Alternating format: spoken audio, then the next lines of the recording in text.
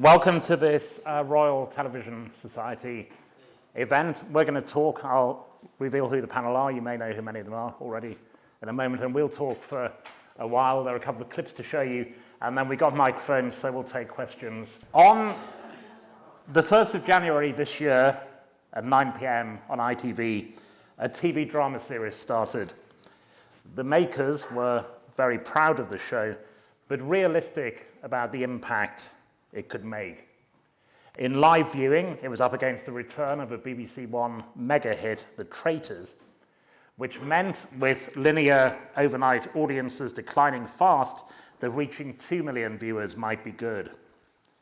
Yet only 71 days later, Mr. Bates versus the Post Office is the reason for tonight's RTS session called How Drama Can Change Society.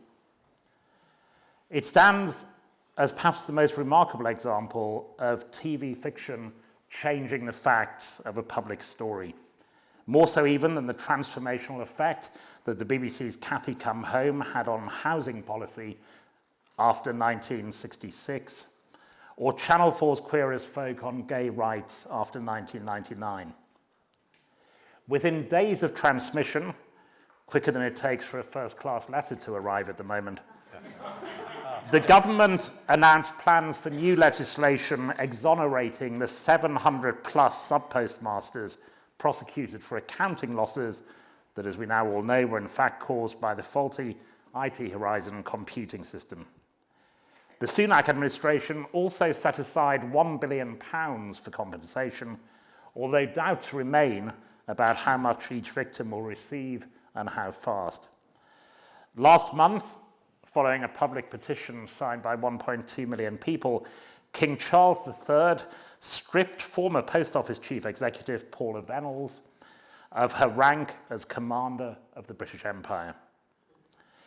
The 20-year campaign led by the titular ex-sub-postmaster Alan Bates has not only defeated the Post Office and the government, but was responsible for a rare terrestrial TV slaying of Netflix. At least 15 million viewers have now seen Mr. Bates versus the Post Office. With me to discuss this extraordinary achievement are Monica Dolan, who played Jo Hamilton, falsely accused of stealing £36,000. Executive producer Natasha Bondy of Little Gem. Executive producer Patrick Spence, formerly of ITV Studios, now at AC Chapter 1. They were in the wrong order, but he'll have worked that out, which of them was. We might all be in Yes, you might be. I'm really sorry. ITV head of drama Polly Hill at the end there.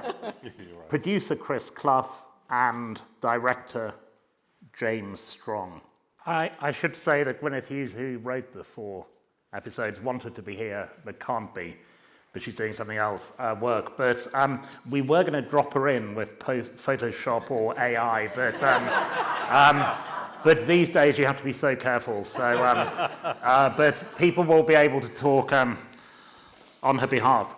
Now, there's a traditional journalistic question on these occasions, which you've all been asked, which is, did you realise when you started how big it was going to be? Now, obviously you didn't, so we can answer that. But I want to ask a more specific one, which is that Toby Jones, in an interview, he said that he was away filming when the first episodes went out.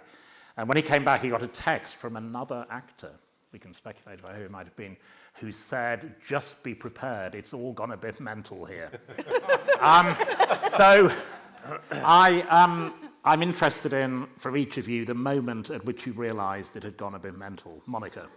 I think that was me that texted Toby. I think I texted and said we were only supposed to blow the bloody doors off. Yeah, I was... I think I'd done Good Morning Britain with Jo for some publicity on the 29th, and then I was at my mum's house clearing out for various reasons, and on Horsell Common walking the dog, and just got a message saying, can you come back to London, because I think first of all it was the Today programme, but I got that too late. I think Toby ended up doing that. And then I think they said, can you go on Channel 5 News with Dan Walker? So I said, do they do hair and makeup? And they said yes, so I said okay. And then they said, oh, ITV News is just down the corridor, can you do that as well? So I said okay. So I did that, and then they said, oh, can you do World News tomorrow? So BBC World News. So I said okay, and I thought maybe this is my life now. And yeah, and then I think something we should make else clear, important. this is pretty unusual. Yeah, I mean, I was very much hoping that they wouldn't really ask me my opinion on anything, or, you know, apart from sort of acting and how it all came about. And yeah, it was very unusual. Patrick, when did you know?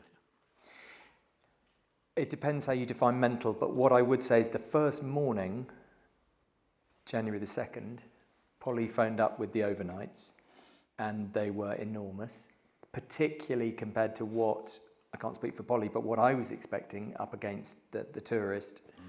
What were you expecting? You can tell us now. We weren't expecting to be the biggest show that night, were we? We were not expecting to be the biggest show. To be honest. I think I would have been grateful for 2 million, and we got 3.7. And in a world where you might expect somewhere between 30 and 50% of your total audience to be what you get overnight, it suddenly allows you to think realistically, my God, this might get 7 million. So that was the first thing. But the second thing was Joe Williams, who can't sadly be here tonight, one of the other exec producers, texted and said, we've broken the internet. And I don't follow Twitter. In fact, I'm old enough to still call it Twitter. But I went on to Twitter to see what had happened the night before, and what was very clear from the feed, or whatever you call it, is the rage. And the second thing that was very clear was a really significant percentage of those people who were tweeting about it had watched all 4 episodes in the first night. And I've never seen that before. And what became clear, and Polly will talk about this, I'm sure, but is how quickly people watched all 4 episodes. They sort of watched it in one sitting. So those were the first signs that something big had happened. And then I think it got a bit mental after that. So let's just, as you mentioned, Polly, so Yeah. we'll go to Polly on that. So the metrics, as you people say, they were unusual from the beginning on this.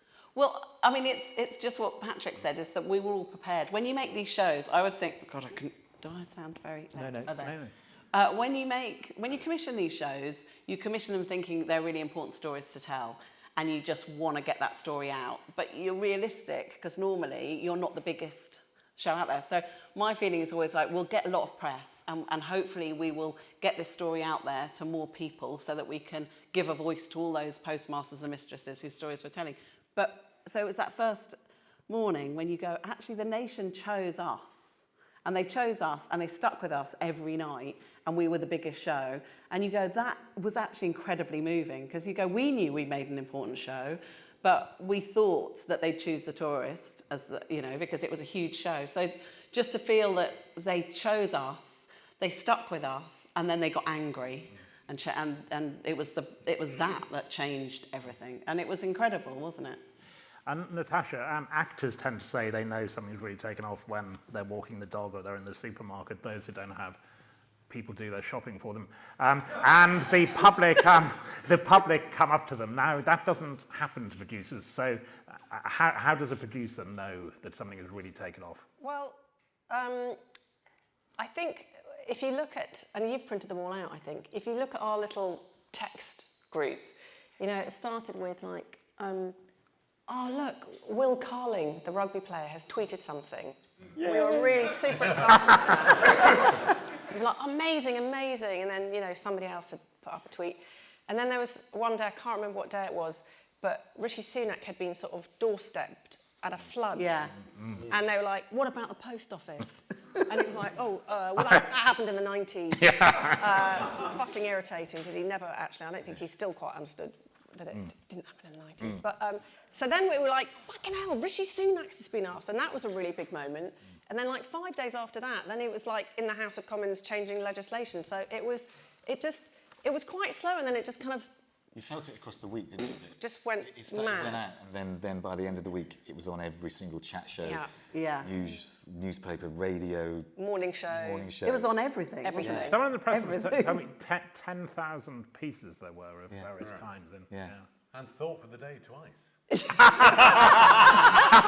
my God, we're on thought What? today, I don't yeah. believe it. Well, you'll all go to heaven now. You know, exactly.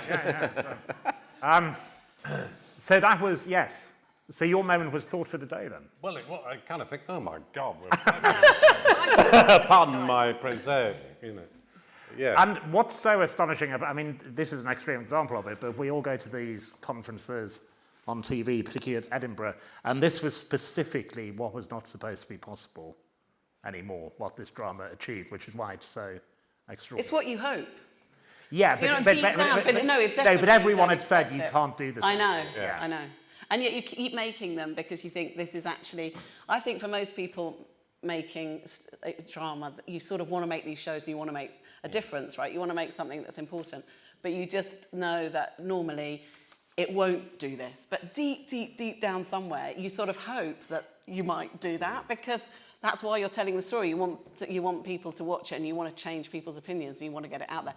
But no, that's why it was so moving for us all, because you go, wow, we did good. Like the drama did some real good. And you really hope that's the case.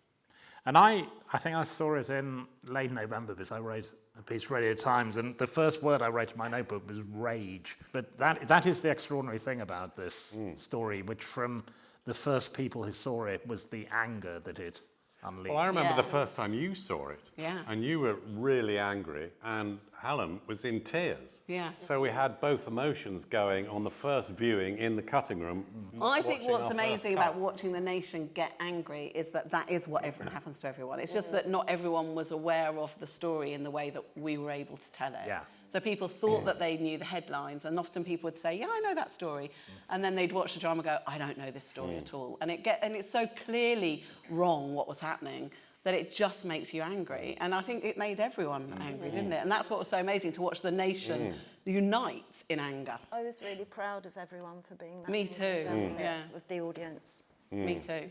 But also, we can't prove this, but I've always guessed that it isn't just about the post office, although that's terrible. It spoke to people about what Britain was like at that point, and being lied to all the time and being told that you don't matter. Yeah. Yeah, I think so. I think Part we of tapped the into wider we didn't, agenda. We didn't mean to. We didn't know that we were doing it, but it would appear that on top of making people angry about the abhorrent behaviour of the post office and Fujitsu and the immense suffering of the postmasters, sub-postmasters, we also tapped into a feeling of rage in the country that all too often the people who are supposed to have our backs, who run our country and who run our companies, it turns out, not all of them, but some of them, too many of them, are liars and bullies and cheats.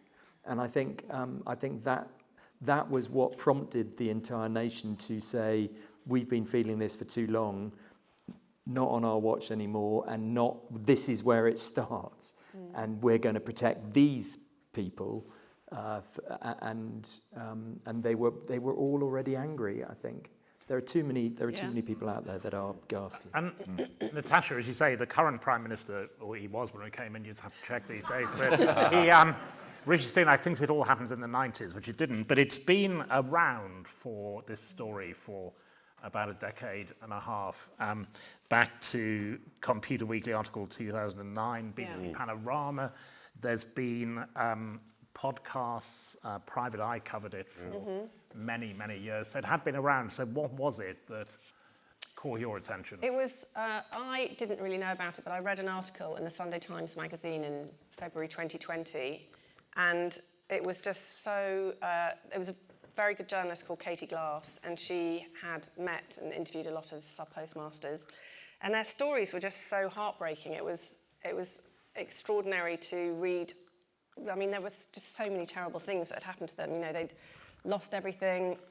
They'd lost their businesses, relationships, their mental health, their physical health. And it was all at the hands of what was seemingly this very benign, cosy, sweet brand that we all love and trust, used to. And that made it really unbelievable and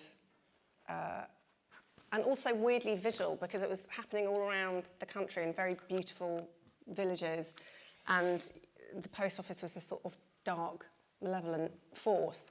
And it was, you know, that sense of unfairness, which is why I think the country did go just so kind of ballistic in the end, that unfairness, to be accused of something you hadn't done, the nightmare of that was so visceral that it just immediately felt like it had to be a drama, so that you were going to be with these people. That moment when you have the doubling of the shortfall in front of your eyes, like that is such a visceral moment that people really remember.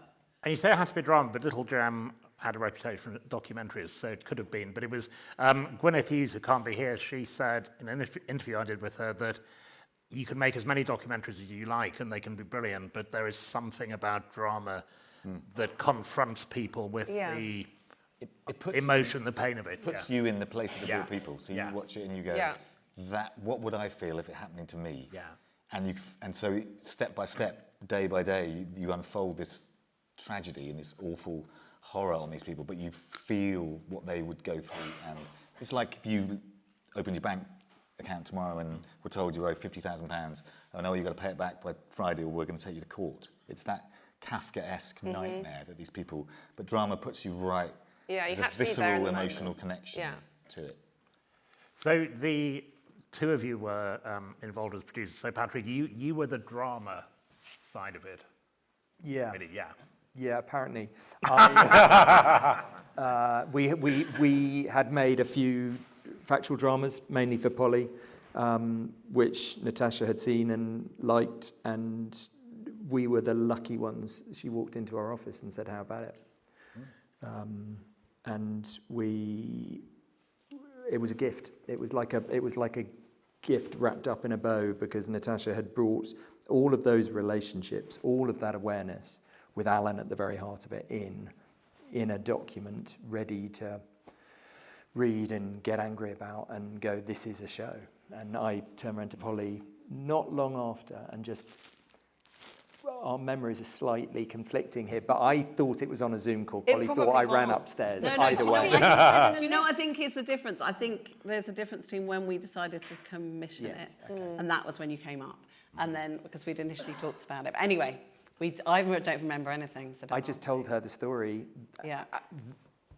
I mean, not literally exactly that story, but I just told her what had been going on our watch in this country for the last 10 years, and I didn't know about it. And 20 years. 20, sorry. But I mean, and Polly went, yeah, let's do it. Yeah. And it was slightly, which some people now say it's what put them off, that it was quite an unwieldy story, as there were 700 cases or so.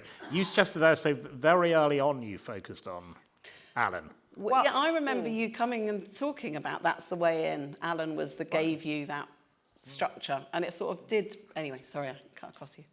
No, well, when he took the post office to court, it was Alan Bates versus Alan Bates and others versus the post office. His name was on the tin, and he was the one that had really battled and gathered everybody together and had just plodded through this quagmire of ridiculousness for nearly 20 years at that point. So he was the very clear hero. Also, really, really early on, he spoke to a journalist and just said, this is going to run into hundreds of people. And I think the journalist thought he was a bit mad, but he was right. And, you know, I think he sort of knew about the software. And But Gwyn, who's not here, we should just say she did an amazing job. Yeah. Oh my like God. being Because it able to covers- take, because well, 4 20 episodes, years, yeah, 700 exactly, cases, and 20 that years. is a really hard thing to Yeah. do, and she did it amazingly. It was a very funny conversation that went on between Gwyn and Alan when she talked him through the beats of the story that she was planning to tell. And Alan kept on saying, you're not doing that bit, you're not doing that bit. And Gwyn had to say, we've got to cover 20 years. And at one point, Alan said, but what about the 3 years where nothing happened?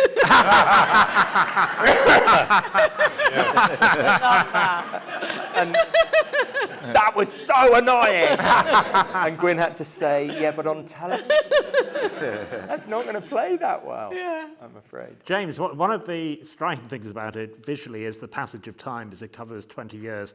And there's another way of doing it, which is our friends in the North way, where they have lots of wigs and the clothes change and all of that. Now, I was interested was that always the plan, not to do that? Yeah, I was a bit worried about that sometimes somebody with wigs, it becomes a costume wig and hair and makeup bonanza, and it starts to, this character that I think it gets in the way of you empathising with the actual characters, because you suddenly like, oh, I don't recognise them, well, they've got a wig on, or it just throws you out a bit. So I think we did it incredibly subtly, but you wouldn't probably notice. And I don't think it mattered, because you went through it with this, you had the odd date caption and stuff, but we kind of moved through it.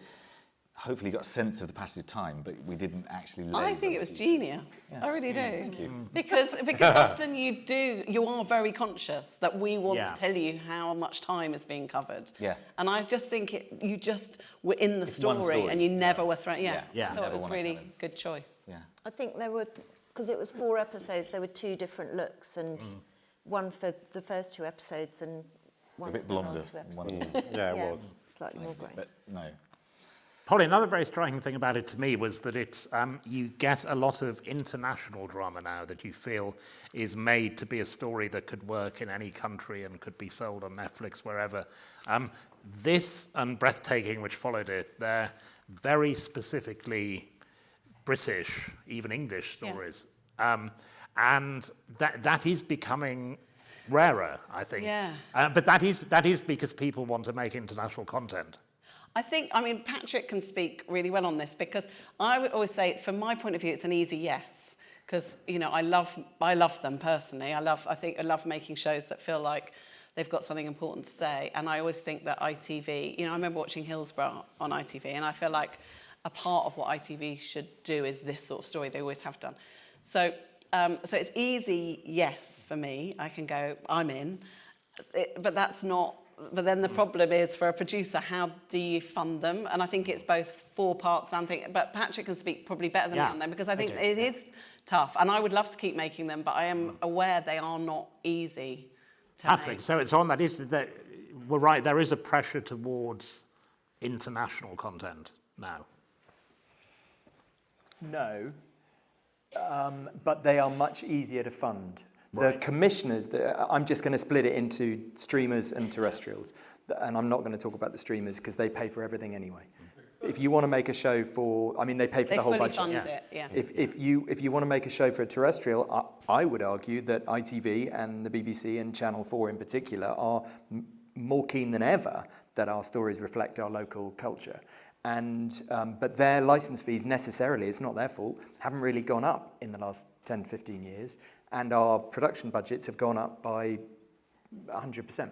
So the gap between what the terrestrial can give you and what you need to make the show has doubled, tripled in some cases, to the extent that distributors who have traditionally filled the gap are now being asked not to add another £300,000 an hour onto the cost of the show, which they might ordinarily expect on most shows to get their money back at least.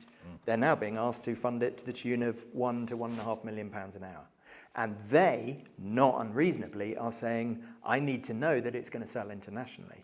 And shows about sub-postmasters are not an obvious sell. Because So- it's Do you true think that it would change anything, though, this? I don't think it'll change Because anything it's at all. true that you can make a very British show that has a more international appeal, and they can be easier to fund. Because you're right, we do all make very British shows. But this show, I imagine, because, in America, people didn't even know what a post office were, do they? So it's when it becomes big, it's thing. But I don't know if it will. I think what the importance of this is showing that an audience will come. Now, we're not going to replicate Mr. Bates, and we're not going to get 14 million people watching another one of these shows. But it does show that, there is an appetite, even though it's not for something that matters. And I think Breathtaking did really well, and I think there were suddenly people when actually we're coming from Mr. Bates, we want to know another story, it's important. And sometimes we feel they're important, but the audience don't come in the way that we want them to come. And so I sort of feel like that's a really positive thing.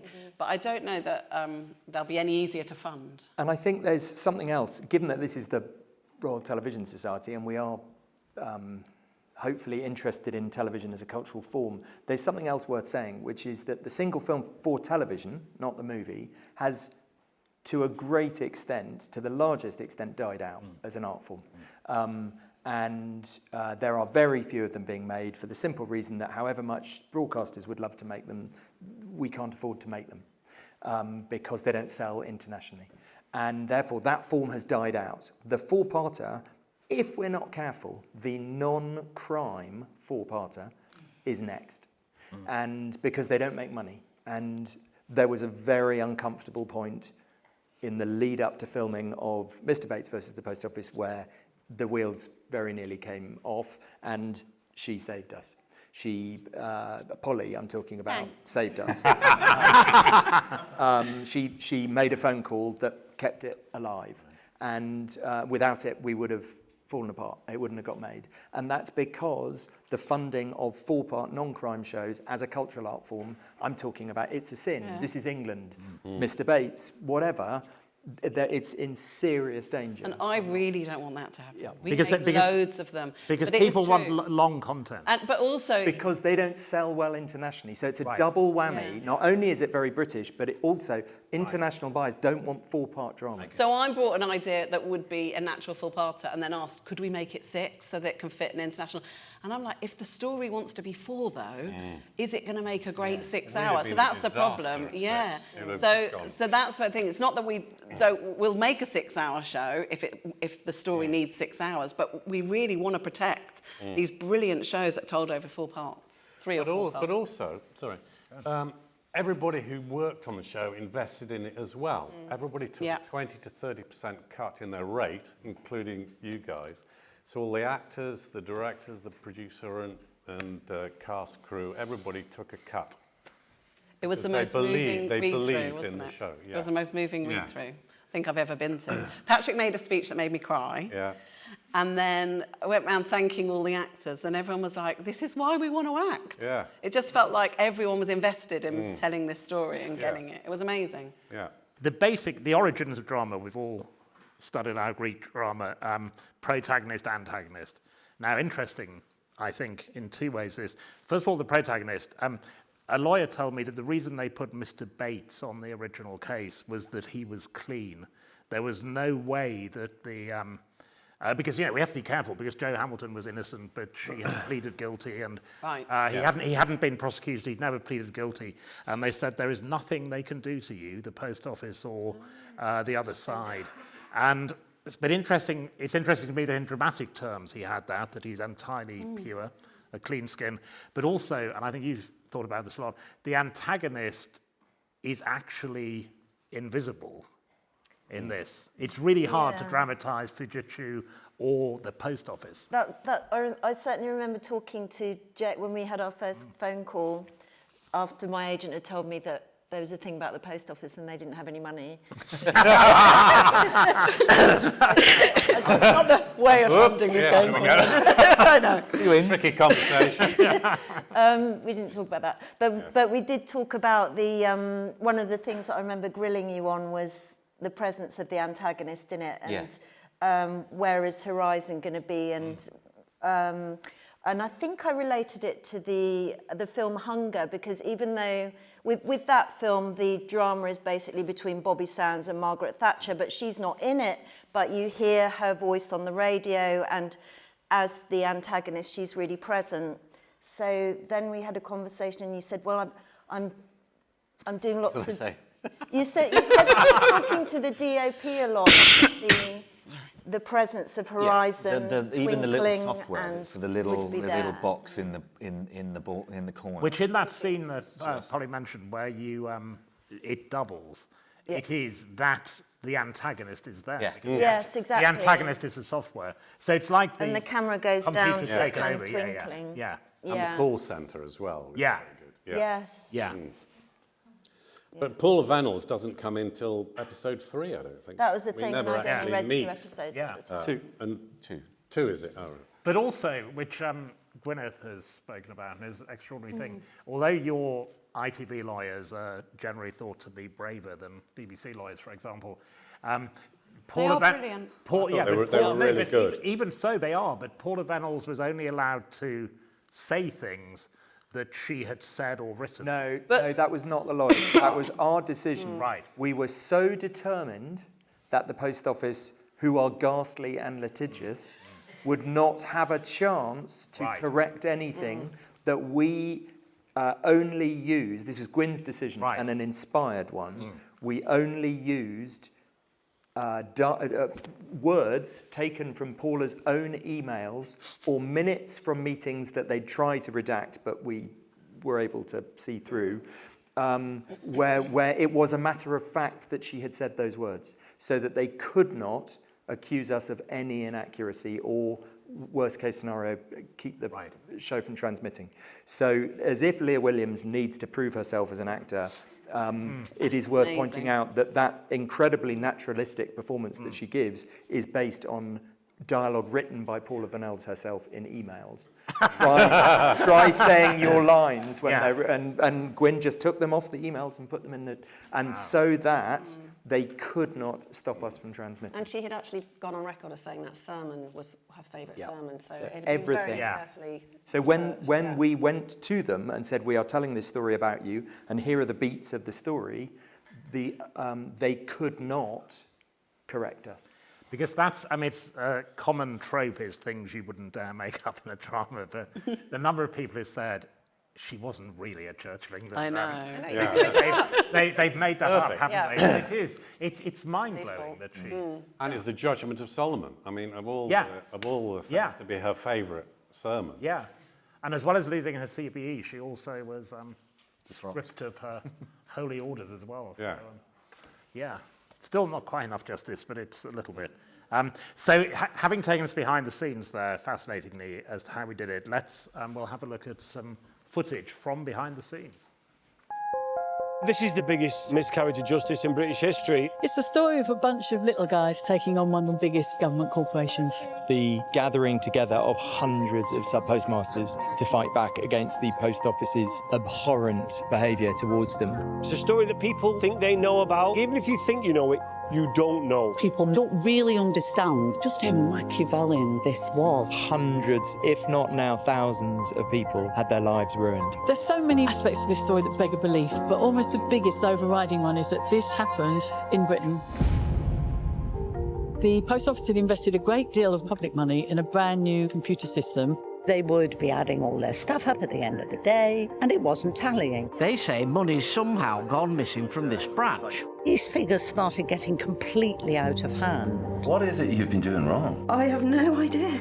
And now my shortfall's gone up to £9,000. They were told they were the only people having a problem. It can't be a system error because you're the only one. And of course, they weren't the only one. There was 555. It was an absolute lie. You're responsible for the loss. I haven't got that money. I don't know where it's gone. Some people lost their lives. Some people committed suicide. People found themselves in massive financial debt. All our hopes, savings down the pan. And every single one of them was innocent. Morning. With you in a minute. The post office is the centre of a community. Everything from getting a driver's licence to getting a passport to getting a pension. Post office is massively important in people's day-to-day lives. To think that an organisation could look at that body of people and think, yeah, they're all thieves. Not only is it horrible, there's a lack of logic in it, lack of common sense. Why has this happened and how has it been allowed to happen for so many years? They wanted to believe that it worked. That's the only way I can understand it. This post office is now closed. We've been in collaboration with our real counterparts throughout. It's been an absolute privilege to speak with and work alongside Suzanne and Alan. In my eyes, they're absolute heroes. The real Alan Bates is here today to have a look at his post office we've recreated in Llandudno. It's a little bit strange. It's really nice to see him behind the counter there. Bit odd. Toby had to show me around. We're all fighting back every way we can. It started here, I suppose, the fight back. I think I feel a campaign coming on. What they did in taking on the post office, the resilience and courage is really, really inspiring. I've never felt it was just me. It's been about all of us as a group. I just unfortunately happened to be at the front of the queue. They picked a fight with the wrong guy, who was brave and stubborn enough to fight back for 20 long years. The evidence I shall give shall be the truth, the whole truth, and nothing but the truth. I've seen it. So, Monica, Julie in the film said the privilege of working alongside these people. It could go either way. I mean, Alan Bates claims that he told Toby Jones that he would have to grow 6 inches and give back his MBE before he played the role. But you had a more... so your relationship with your character, if you could take us through that, because it's the choice you have to make if you play a real person, whether you will meet them. Yeah, that choice was sort of taken away from me because she was at the read-through as well. Right. I was very lucky because she's definitely more approachable than a lot of people that I've played. Yeah, it's funny because the conversations kind of start because all the practical things start. So before anything else, you're doing costume fittings and hair. And so it started with kind of emails about like what colour, you know, because it went over 20 years, what colour was your hair at this time? And then actually when I walked through the door at the read-through, Joe Hamilton was the first person that I saw. And we just, gave each other a hug actually, which was probably unusual. And at lunchtime, she nearly didn't get any lunch because I was just sort of hounding her and asking her questions. And the main thing I remember was that there was a scene where it wasn't quite clear to me, and it was the scene where she talked to her family about remortgaging the house. It wasn't quite clear at the time whether she'd told her family about all the debts that she'd built up before then or how much she'd told them. And in the scene, it seemed to suggest that she had told them and that they were aware. And but when I spoke to her, she said the first that her family knew about it was when she asked to remortgage the house and she was already in enormous debt. So I sort of said to her, well, why didn't you tell them? And in a very small voice, she just said, I thought it was me. I thought I was doing something wrong. And I think that... So that was clearly useful when she said that, as an actor, yeah. It was. It probably wasn't very nice for her to say to me, but yeah. But we've been in touch a lot and we've been emailing and, you know, I mean, even just like, oh, there's this scene in a pub, what do you usually drink? And, you know, but... yeah, it was very good to talk to her. And sometimes it's more helpful to watch footage of the person or watch them meet someone else because you can be more objective. But you had recordings of her, didn't you? Didn't you listen? Oh, that's right. One thing that I did, which was, you know, you certainly couldn't ask everyone, but she is really approachable and very open. I asked her if I could. If she wouldn't mind recording for me, doing an audio recording of her life up until the point where the script starts. So that was extremely useful because she's done so many different jobs and has so many different interests. But also it meant that I had her voice so I could listen to that going to set every day. And it's a question that comes up a lot. It's the difference between acting and impersonation or impression. Because it clearly is different. Very different. Alan and Toby was an extraordinary thing, was when they were at the launch at BAFTA. I mean, sometimes the person who's the real figure and then the actor, I mean, they can be 2 feet different in height or appearance. Yeah, I think we are, But they really did look, remarkably similar. There's one of them sitting next to each other and they could have been, sitting down, they could have been brothers. But so just take us through what it is because you wanted to get the voice. Yes, I think voice is always useful to me because that's sort of the soul. But also I mean, I've like played the Queen Mother Usually, you know, you just see public footage of them and you have to make the imaginative leap of how they would behave in private. Otherwise, you do just do an impersonation. So, like when you're acting, it's how you meet that person. You can't pretend that you're not involved in it at all. It's, if I were this person, how would I behave? And so I just tried to imagine myself in those situations if I was her and with her backstory and the way that she thinks and looks at life. And a lot of actors have told me that, producer will know what this stuff is called, but that if they're playing a real person, what they ask for, I don't think it is B-roll, is it? It's that the little bit before and after the cameras are running, particularly with public figures and politicians, they ask for that from, what is that called? Oh God, I don't know. You have to ask the proper director. But there was an amazing moment. So can I just, Yeah, on that of course note, you can. watching Sean Dooley, Yeah. Sean, you know this trick that he does. I watched him and the first day he had come on, I was like, you know, we're going to shoot in, I don't know, a minute or so. And he calls somebody over and he gets this bottle of aftershave and he goes like that. It's all over. And I went up to him afterwards and I went, what's that about? And he said, oh, that's Michael Rudkin's aftershave. I asked him in the calls that we had beforehand what aftershave he uses, and I put it on to get into character. That blew my mind. Yeah. Sorry. No, that was... But people, so I think, so people have played a politician, say, there's an actual moment where as they start filming, they become Blair or Trump or whoever, but just before and just after it, there's something else. And that's what you're trying to get in this, is not just the public. Yeah, I mean, you try and shoot the whole thing so it feels as natural as possible. So, like, we don't do action, cut, we just make it all quiet. So the gap, so when the camera's rolling, people don't breathe in when it's action. So you just try and roll, and then we'll just go into it when we want to. So you do capture those moments before and after, those kind of natural instincts, if you like, if you can. And the responsibility, clearly you feel a responsibility to a real person unless they've gone to jail or they're a monster, but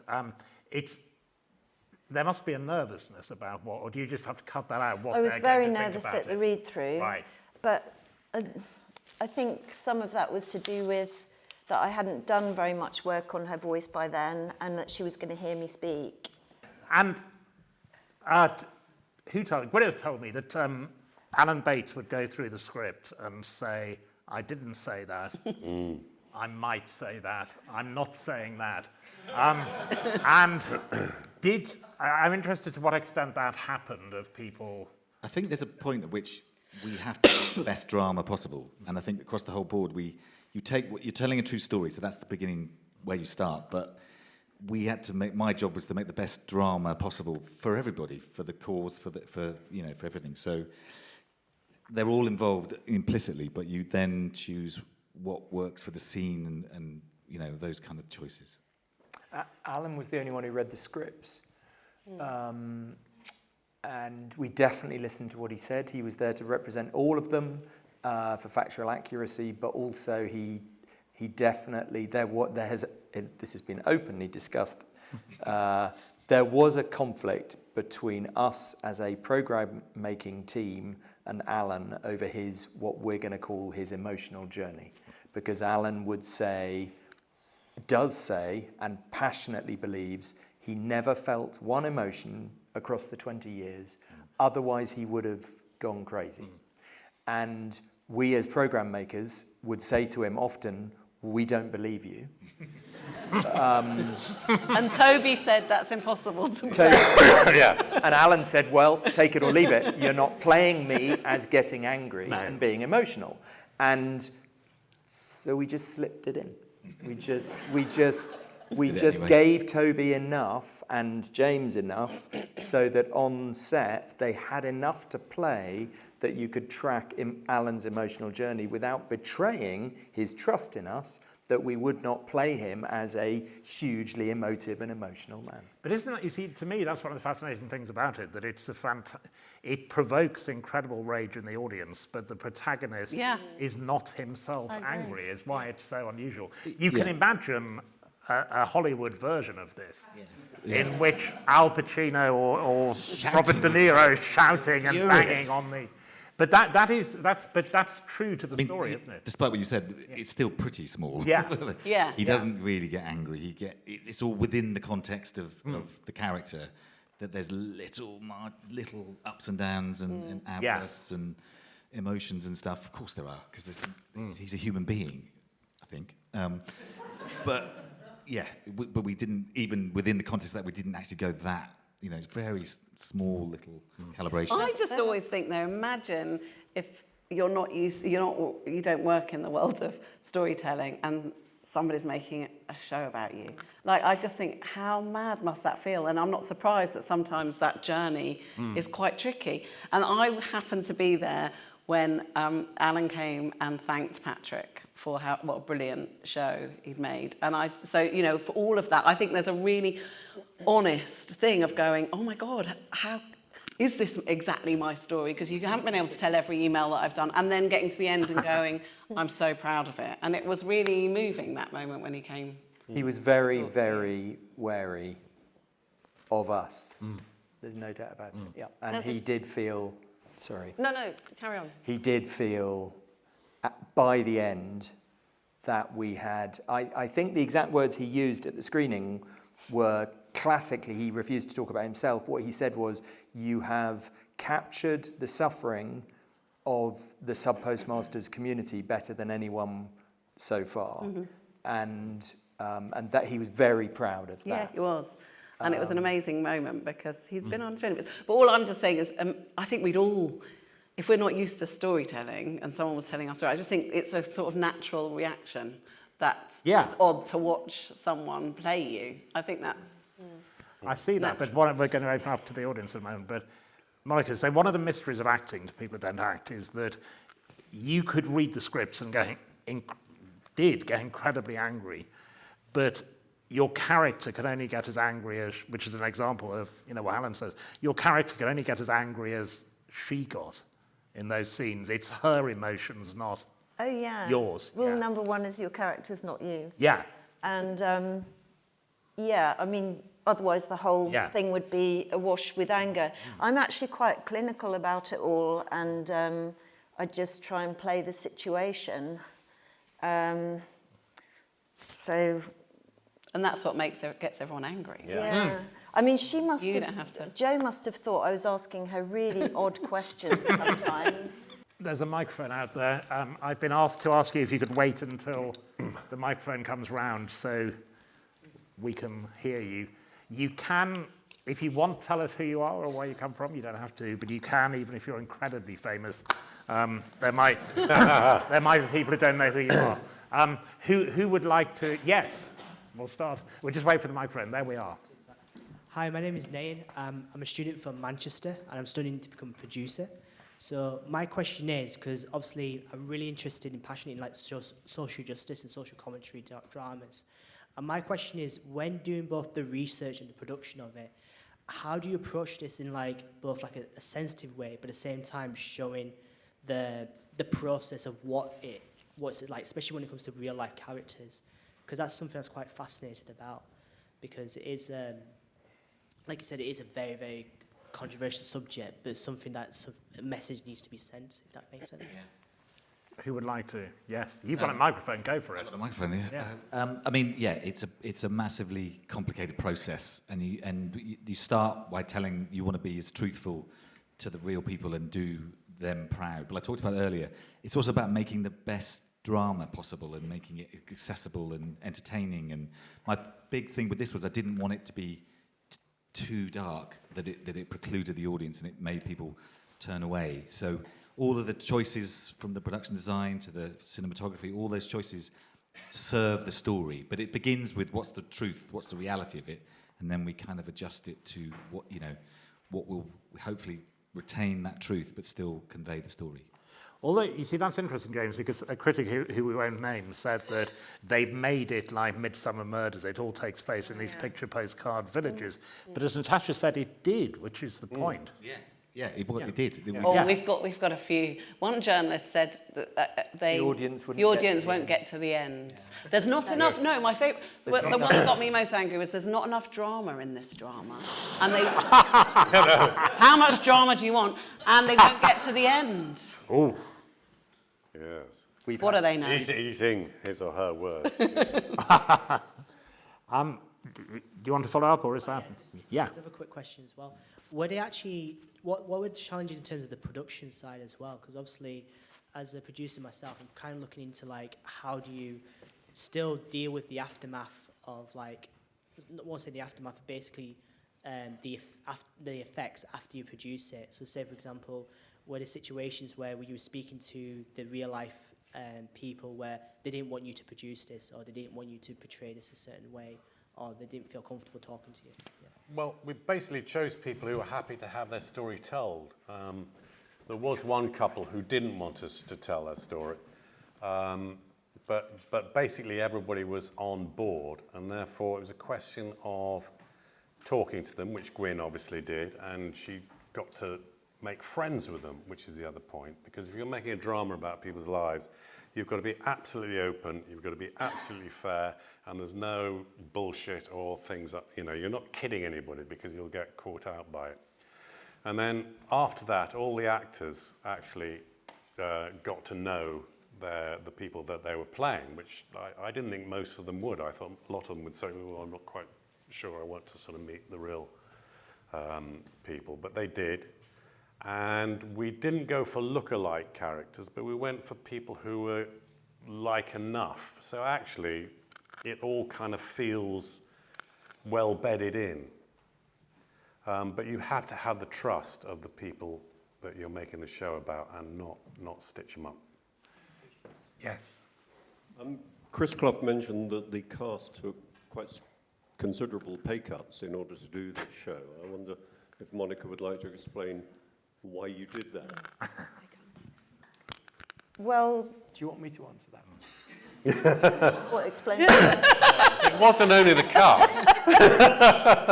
Fair enough. I can say why Patrick. If you can. Oh no, you say what you. Well, Patrick had.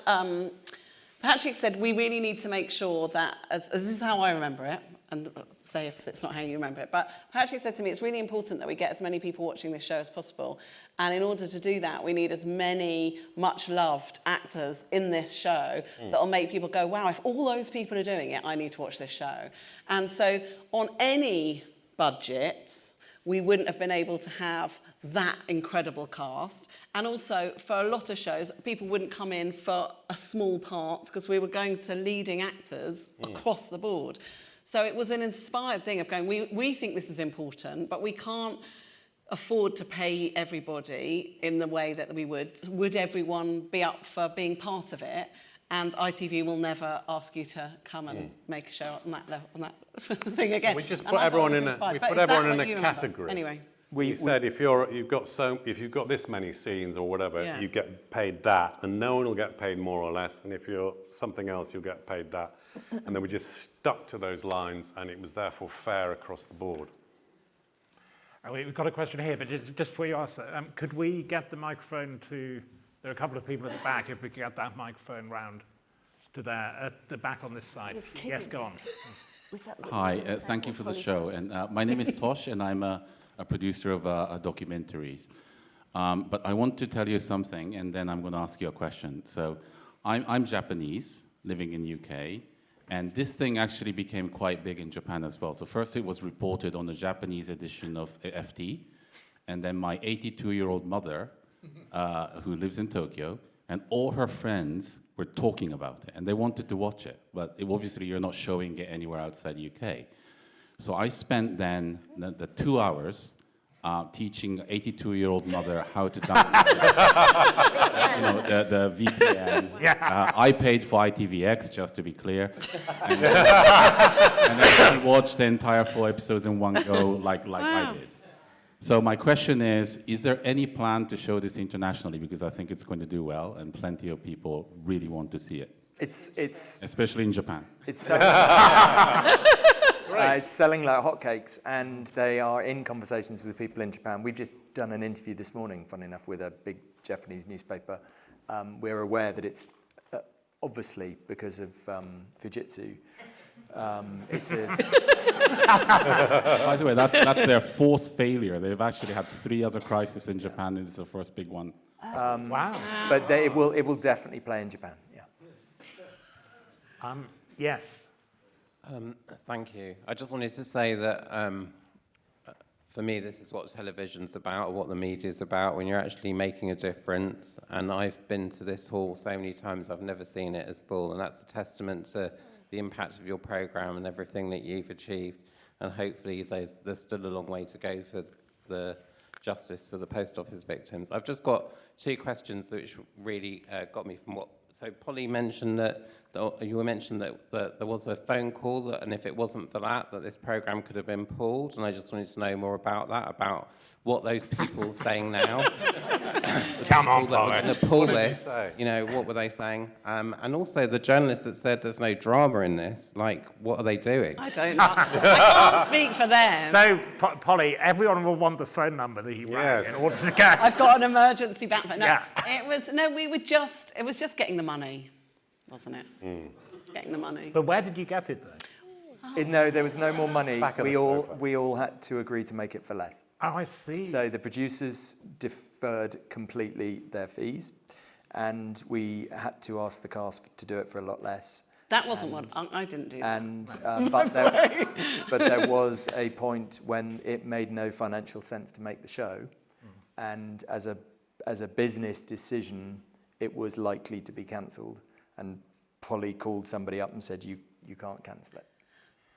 Look, it was hang on, I just want to, because... Well done, Polly. Look, it's an ITV Studios show and an ITV show, so I was just like, together as a company, we have to find a way to make it. Like, it did have restrictions on it. I wasn't able to go, oh God, we can get... But we just needed to make sure we had enough money as a company to make sure the show happened. That's all. I mean, it wasn't... But this is an extraordinary story then. So people who were already taking much less than they would normally get, then took even... No, yes. Less. Yeah. It was a labour of love, Yeah. which is why it's so challenging. You can't keep asking people to do that, right? I've never known it happen before, which is why I'm saying that the read-through was so moving. And why when I went around thanking everybody and everyone was like, I said it before, but everyone was like, this is why we all got into doing this. And that's what we all felt. But I mean, the future isn't that. We can't keep asking people. This was a very particular thing, wasn't it? Yeah. So we do have to look at how we keep making these shows going forward. But it's an obvious question because there's a lot more of this story to come, and Paula Reynolds is appearing for 3 days to give evidence. And there's a lot more still to come. There's a lot has happened since the drama. So would you go back to it? Definitely, we're going to join Alan on Necker Island. He doesn't know this yet, but we're filming a documentary about his holiday, and he'll be so happy when we show it. And there's not another drama, no. But there's no, I think definitely I think not most another people drama. know, but Richard Branson gave him a free holiday for this debate. So just another big story out of this, so no more drama on this. No, we're not doing another drama. I think we were asked by some... It would be a bit weird because you'd have to reflect the drama. Yeah. Also, wouldn't it just someone look would be like Toby, a really like ITV have gone, oh, that's a hit, let's try and do it. I mean, that's not what we're trying to do. We did it. We're not, we're not going to go again. No. Did you want some? Yes. So is the microphone, there it is? Yes. It may seem a trivial question, but from a producing standpoint, I'm curious whether the actual people who were portrayed by name were asked to sign life rights purchase agreements with the production company. Only exclusivity. One person. No. Just Alan. I don't. Alan. Just Alan. But yes, but yeah, no. But you see, it's an interesting area there because I think in America it's standard. The BBC, I think you have to get, unless the person has gone to jail, which is why they do so many true crime dramas, you have to get their permission. So, I mean, did it ever come up? We absolutely had to get their permission and we had to get their blessing if it was not in the public interest to tell their story. Right. We did not ask Paula Vennels' permission to feature her in the drama, but we absolutely asked Joe Hamilton and Alan Bates and Lee Castleton and all of them. We wouldn't, and there were sub-postmasters who we wanted to tell their story who said we'd rather you didn't, and we obviously didn't. It's not our place to tell the story of somebody suffering if they don't want it put on national television. So to that extent, yeah, we absolutely had to go to them. Some names were changed and two names amalgamated, but the rest is as per. Because the investigator is two people. That was two people we made into one. Yeah. We couldn't afford to. Genuinely, it's true. That is actually true. Yes, sir. Simple question from a scriptwriter's perspective, because the scriptwriter isn't here today, is she? No. No. The question is, you spoke about beats, etc., standard scriptwriting terminology. Were they dictated to her, or how far did that scriptwriter create them? She was given a 130,000 word document, research document, written by a man called Joe Williams, in conjunction with everyone, but Joe sat and wrote it, which was a record of all the research and all the information that had been found out. And that allowed Gwyn, so that's a book basically, and Gwyn was able to read the book, and then every decision that was made from there on in was hers. I mean, it started with Alan, obviously, and she chose not to question that decision, but every other decision was Gwyn's. She constructed that story from the research that was given, and she went and met all those people and built the story slowly, bit by bit.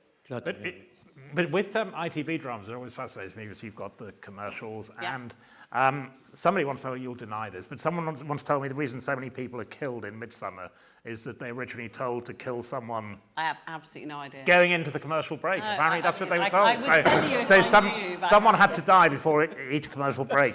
But that decision, does the writer make that decision? Of where the break falls? Yeah, and they sometimes changes in the edit. Right. So they'll start off with a script decision and then... You know you're shooting for ITV, so you do adjust the cut and the script to build up to a break or a full stop for a break, or you don't ignore the adverts. An actor told me about the art of acting into the commercial break. It's a thing. Is there an act? Is there? Yeah. Well, I didn't know. Apparently on Endeavour and Lewis, they were told to act into the break. What does that mean? I don't it means that you look astonished. Oh, go big. Yeah. No, no. Yeah. I can't believe that. I can't believe that. That's terrible. Maybe I didn't. No, because it can change. So, Holly, look. So no, it wasn't. What they said, it was like you're talking about Crossroads. No. So in theatre, it's normal to have a curtain line as a thing.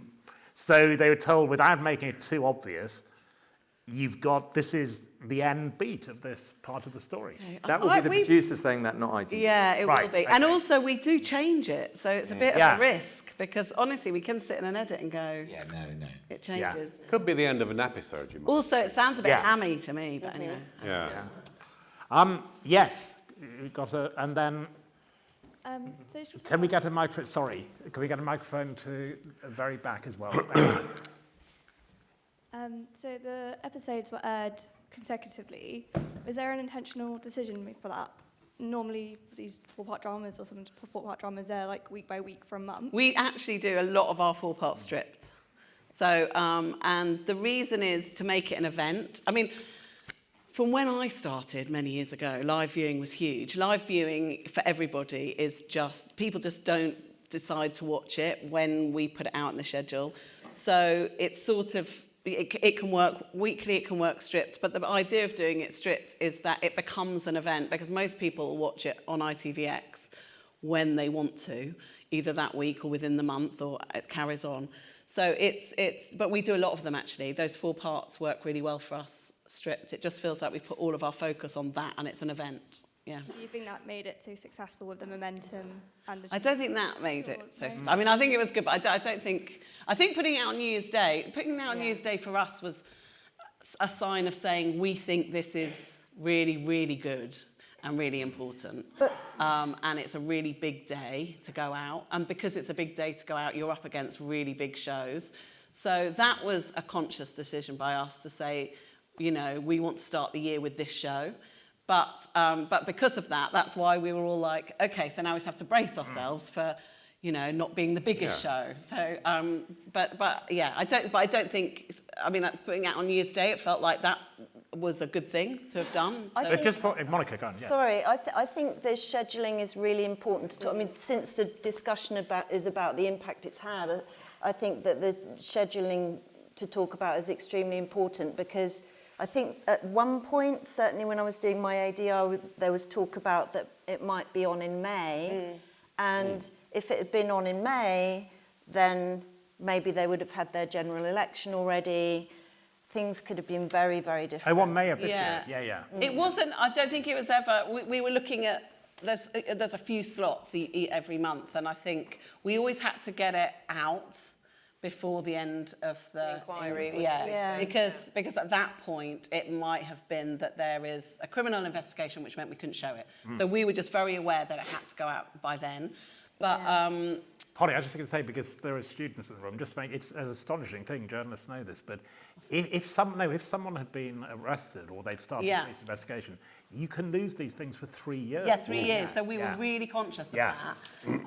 And so that was our thing. But yeah, we hadn't thought, it was when we watched it, to be honest, at ITV, we shift our schedule quite up to the wire, sort of when we're having a look. So the decision wasn't finalised until it was finalised. So it was sort of sitting in that first few months. But it was when we all watched it, we went, this just feels, because we knew it was an important story, but it was just, you'd all done such a brilliant job. It was so gorgeous, and it just felt like New Year's Day. But, so you're right. I think New Year's Day was a great thing to help us. But just because the question was about stripping, I'd have to work it out. But if you think of, Big Brother's being stripped at the moment, I'm a Celebrity is, a lot of the ITV schedule is stripped now. I mean, that is a policy thing, is it? Well, Big Brother's on every night, isn't it? I mean, I love a show that's on every night. I'm watching Married at First Sight. I do rather love something that's on every night.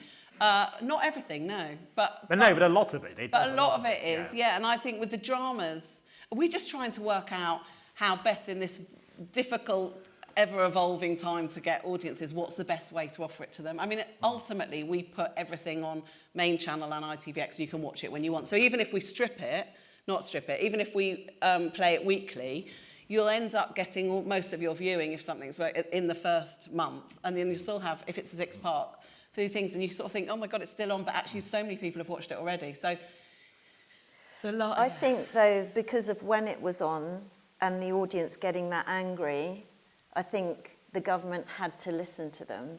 Whereas if it had been on a bit later, I think might you're right. not have listened to the audience. Or if it had been if it had been 4 Mondays, there wouldn't have been so much for politicians to have to react to. But that's the intention of a strip. Is that you kind of, it feels as much like a box set live as it is thing. But I mean, people have always got the option just to go and watch it all on ITV, because we drop it all on ITVX after the first episode. Yes, at the back. We're almost done.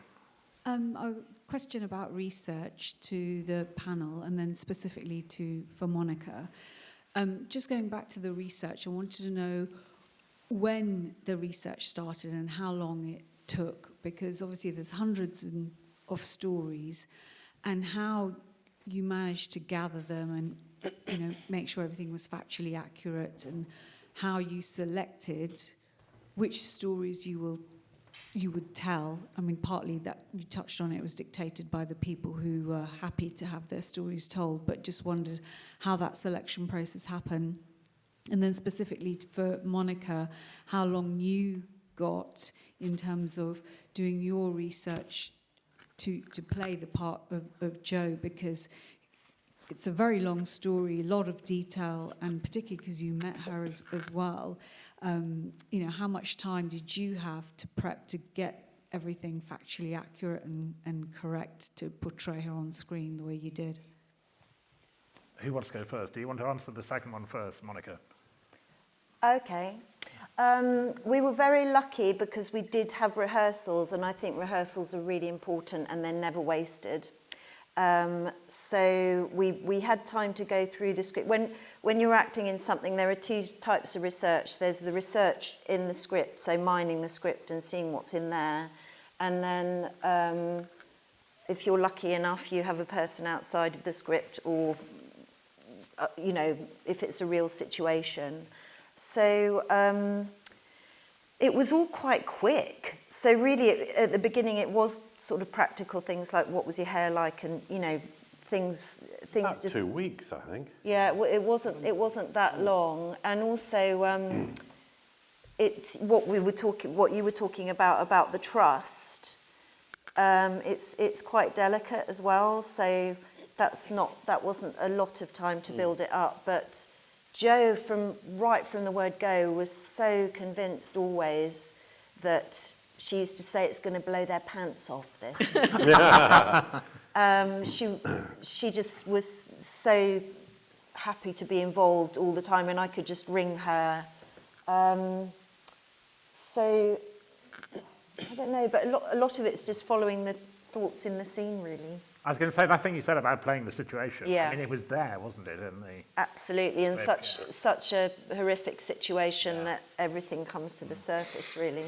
And we're going to go and have a drink in a moment. But Patrick, so the question was about research. That huge document that went to Gwyneth, so that was generated by lots of people. Well, it was started by Natasha's early research when she went to meet everyone and gather them all together. I suppose that the one-line answer to your question is that if they're in the show and they don't work for the post office or Fujitsu, we met them. And Gwyn, in particular, went and spent days and days and days with them. The bigger the part, the more time she spent with them. So she was handed 130,000 words. She then went and did another year and a half's research as she was writing. So it took, the entire scripting process took over 2 years. From the minute that she was handed that document to the minute that we went into pre-production, over 2 years of more or less full-time research. She didn't work on anything else for those 2 years. So. Okay, it'd have to be very quick, you promised, don't you? Yes, the microphone's coming round. So I couldn't see you because you're behind the camera. So this is actually following on with the script. I was really struck by the dialogue and how simple and pure and unsugared like the whole thing was. But I'm really curious, how much did the dialogue in particular change from the first script, from the table read, then when you shot it, and then I would guess, James, for you, like in the difficult decisions of what stays and what goes. Well, I mean, nothing much changed on the day because Gwyneth had done such an amazing job. So from the read-through to the day, I mean, there's tiny little tweaks just to make it feel natural. I think we do, but nothing you'd notice. And then in the edit, you look at the whole episode and you try and get it all to time. And that was the big thing because it was a lot of material. So that was, sometimes there's choices to cut things out, to make it clearer, to make it move a bit faster when you need to. But I have to say that... So you're going to release the director's cut at some point? 8-hour version. No, I mean, I think a tribute to Gwyneth's script that really very little changed along the way. It was that good. So thank you very much to Monica, Patrick, Natasha, James, Chris and Holly, and to all of you. Thank you.